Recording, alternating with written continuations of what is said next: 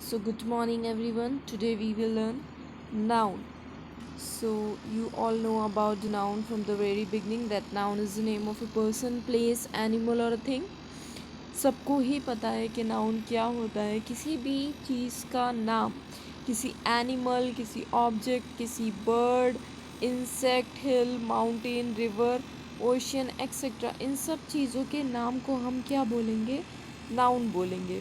इसी तरीके से इन्होंने कुछ एग्जाम्पल दिए हैं. देखते हैं. Madhu has taken my old car for servicing. किसने? मधु ने मेरी क्या चीज़? कार भी कोई मशीन है. किसी मशीन का नाम जो चलती है, फोर व्हीलर है, उसको हमने कार नाम दे दिया. I have won a trip to Switzerland. अब स्विट्ज़रलैंड क्या है? स्विट्ज़रलैंड भी हमारी एक प्लेस है. तो ये सब क्या है? नाउन है. बुक में क्या डेफिनेशन दी है, आइए पढ़ते हैं. Noun is one of the 8 part of speech. Part of speech में से एक क्या है? 8 पार्ट ऑफ स्पीच दी हैं ग्रामर में, जिसमें से एक क्या है? नाउन है. और इसको हम डिफाइन कैसे कर सकते हैं? As a word use to name person, animal, place और अ थिंग. किसी भी इंसान का नाम, किसी एनिमल का नाम या किसी जगह के नाम को हम नाउन कहेंगे. देखा जाए तो हर चीज़ जो भी हमारे आसपास है वो क्या है? नाउन है. जैसे लोग, कोई जगह का नाम, कोई चीज़, कोई ऑब्जेक्ट, बर्ड, एनिमल, किसी चिड़िया का नाम, इंसेक्ट, किसी कीड़े का नाम, हिल, माउंटेन, रिवर, ओशियन. देखा जाए तो हम बेसिकली अपनी लाइफ में क्या है? नाउन से घिरे हुए हैं. आसपास हमारे नाउन है. जैसे एक पिक्चर दी है, ये लड़की दिखा रहे हैं, ये भी क्या है? ये एक नाउन है. अब हमारे ऊपर भी एक पिक्चर दी हुई है, एक कार्टून दिया है, ये भी एक नाउन है. इसी तरीके से बुक में बहुत सारी चीज़ें हैं, इंटरेस्टिंग फैक्ट्स हैं, वही सब पढ़ेंगे. देखिए, अब इन्होंने बोला है कि ये जो हाईलाइटेड वर्ड्स हैं, जैसे स्विट्ज़रलैंड है, इंग्लिश है, सर्विसिंग है, ये सब क्या है? नाउन है. अभी इन्होंने आगे हमें बताया कि नाउन को जो है क्लासिफाई कर दिया. अब इतनी सारी चीज़ें जब हमारे आसपास हैं तो अलग अलग होंगी, उनका नेचर अलग होगा, उनकी फिज़िकल स्टेट अलग अलग होगी.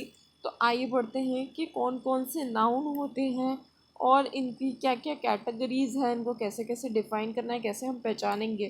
पहला है उनका common noun. It is a name given to a group of similar things और पर्सन. बहुत ही ईजी डेफिनेशन है कि इन्होंने बोला कि जब बहुत सारे अलग अलग लोग होंगे तो उनको इन्होंने क्या बोला? इन्होंने बोला कि एक ग्रुप बना दो.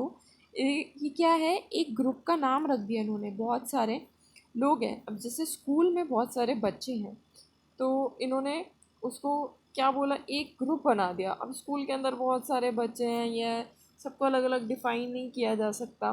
कंट्री में बहुत सारी स्टेट्स हैं, सिटी हैं, डिस्ट्रिक्ट्स हैं, तो सबको अलग अलग डिफ़ाइन नहीं कर सकता. तो इसलिए इन्होंने एक टर्म यूज़ कर दिया, जैसे country is a common. Country, बहुत सारी कंट्रीज़ होंगी आसपास हमारे, लेकिन जब वन सिंगुलर टर्म की बात आती है तो हम सिमिलर थिंग्स को क्या बोलेंगे? कॉमन नाउन बोलेंगे. अब जैसे मैन हो गया, जितने भी आदमी हैं उनको क्या बोलेंगे? मैन बोलेंगे. अब जितनी भी विमेन हैं, औरतें हैं, उनकी एक कॉमन, एक कैटेगरी, एक ग्रुप बना दिया कि सारी औरतें, ये सारी औरतें हैं, 5, 6, 10, 15 जितनी भी हैं, तो उनको हम क्या बोलेंगे? हमने विमेन नाम दे दिया.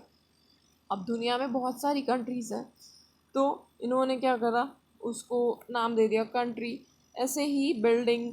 सो ये हो गया हमारा कॉमन नाउन. कॉमनली यूज जो होते हैं चीज़ें. अब प्रॉपर नाउन. कंट्री है, विमेन है. अब किसी ने बोल दिया कि कौन सी कंट्री? इंडिया. प्रॉपर नाउन हो गया. इंडिया एक ही है ना. एयरलाइन, कौन सी? बहुत सारी एयरलाइन है. जेट एयरवेज़ है, इंडियन एयरवेज़ है. तो ऐसी अब इंडियन एयरवेज़ की बात हुई तो it's a proper noun. Building, कौन सी building? Big building, small building, proper noun. Proper noun की डेफिनेशन देखते हैं क्या है? Is a name of a person, place और थिंग इन अ पर्टिकुलर मतलब जो कॉमन नहीं है, अलग है, कॉमन चीज़ों से थोड़ा हटकर है. In proper noun the first letter is always capital.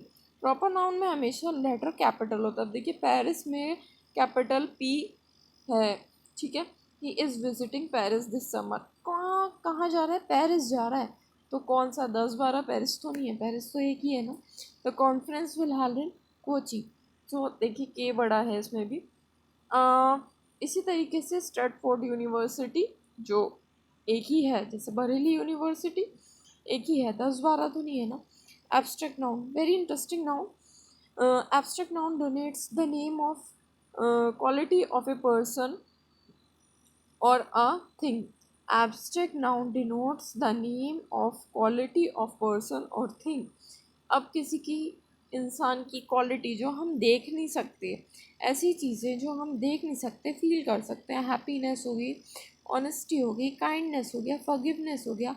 अब इसकी कोई फिजिकल स्टेट नहीं होती है, तो वो सारे नाउन हमारे आ जाएंगे एब्स्ट्रैक्ट नाउन में। अब कुछ इन्होंने एग्जाम्पल भी दे दिए, जैसे सिंसियरिटी, आप उसको फिजिकली नहीं देख सकते ना। क्रूअलिटी, पोवर्टी, इन्फेंसी, हेल्थ, तो ये सब क्या होगी, वो सारी चीज़ें जो हम देख नहीं सकते, सिर्फ फील कर सकते हैं बाय आवर फीलिंग्स। एंगर हो गया, हैप्पीनेस हो गया, तो ये सब हमारा क्या है, एब्स्ट्रैक्ट नाउन है। इसी का उल्टा बिल्कुल कंक्रीट नाउन, जिसको हम देख सकते हैं, टच कर सकते हैं, फील कर सकते हैं, जिसका फिजिकल स्टेट है।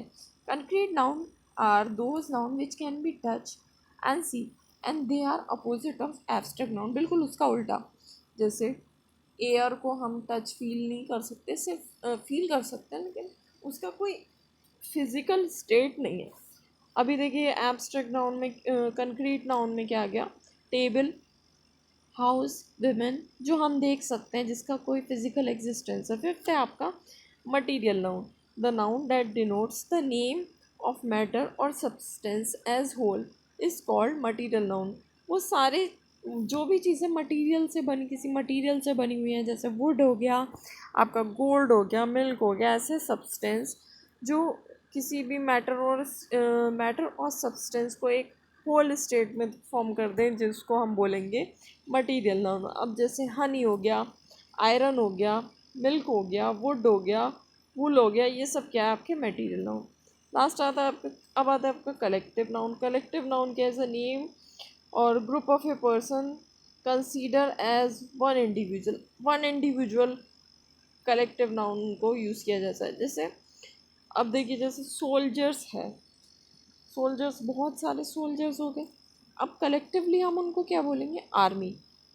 स्टूडेंट्स हैं, बहुत सारे स्टूडेंट्स हैं, एक नाम क्या बोलेंगे हम उसके लिए, क्लास, बुक्स, लाइब्रेरी, ठीक है, शीप, फ्लॉक, मेंबर, कमिटी। अब इसी तरीके से ये सारा हम यूज़ करेंगे। वन वर्ड्स एक तरीके से आप देख लिए कलेक्टिव नाउन को बोलेंगे, बहुत सारी चीज़ों को एक कलेक्टिव टर्म दे देने के लिए कलेक्टिव नाउन हो गया। अब countable noun which can be counted, बहुत ईजी है, जिसको हम काउंट कर सकते हैं उसको हम काउंटेबल नाउन कहेंगे। It can be counted as one book, two book, many book, etcetera. Other examples are dog, cat, man and a person, bottle, etcetera. Note, इधर दिया है इन्होंने एक note, we add S E S I S etcetera in the ending of countable noun to make them plural. Plural बनाने के लिए हम use करते हैं एस और ई एस। जैसे मैट का मैट्स, बटरफ्लाई का बटरफ्लाइज। अनकाउंटेबल नाउन जिनको हम काउंट नहीं कर सकते, जैसे शुगर, वाटर, एयर, ये सब हो गया। पॉजेसिव नाउन क्या होता है, is a form of a noun express ownership, belongingness. ये थोड़ा सा डिफरेंट है, हमने पहले बुक्स में कम पढ़ा है, लेकिन ये इस बार थोड़ा नया है। It expresses relationship like family relationship where somebody stays, work और स्पेंड टाइम। अब इसमें क्या इन्होंने नोट दिया कि अपोस्ट्रोफी एस से हम पॉजिटिवनेस इसकी डिफाइन करते हैं। जैसे दिस इज़ लीनाज बाइक, किसकी, लीना की बाइक है ना। देयर आर मेंस सूट, तो अपोस्ट्रोफी एस से इसको डिनोट किया जाता है, पॉजेसिव नाउन को, किसी ओनरशिप या बिलोंगिंगनेस को शो करता है। तो ये तो हो गया हमारा। अब हमारी लास्ट में क्या है, एक कंपाउंड नाउन भी होता है, कंटेन्स टू और more words that are joined together to make one single noun. Compound noun very easy, बचपन में आपने पढ़ा होगा, दो वर्ड्स को जोड़ के एक वर्ड बना देते हैं, जैसे tooth plus paste, toothpaste, foot plus ball, football. तो ये सब हो गया आपके compound noun, very easy. So here explanation is done.